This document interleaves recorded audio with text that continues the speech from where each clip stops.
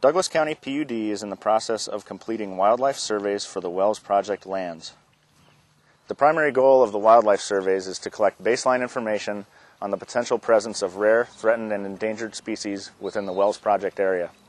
A secondary goal is to document the general presence and quantity of wildlife species found in 5 primary habitats. These habitats are wetland, riparian, shrub steppe, agricultural, and idle agricultural areas.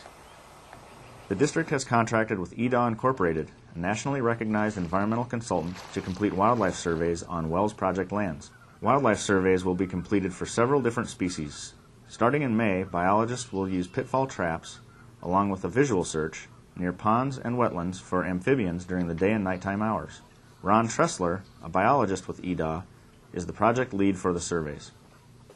What we've found here is a Pacific tree frog egg mass, and this is a typical situation for tree frog egg masses, a nice shallow water attached to a small diameter submerged twig. And it's got maybe 20 individual tadpoles in there swimming around along the way to hatching.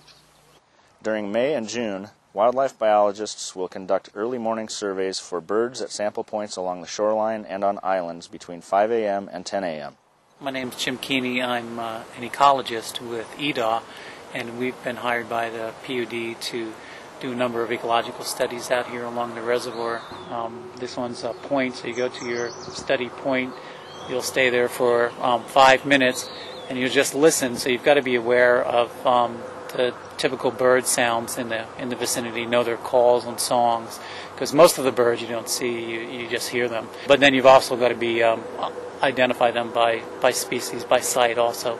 So while we're here, I'll be recording times and recording all the bird species and numbers.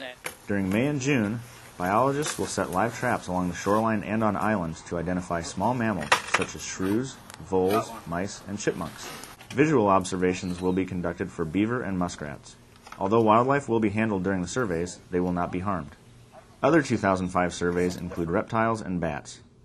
Jim McGee, Douglas County PUD's wildlife biologist, is conducting the bat survey.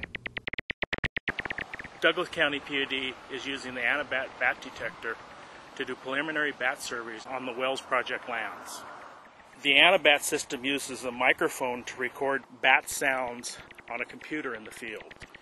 These sounds are then interpreted by the Anabat software and help the user identify bats that are in the area.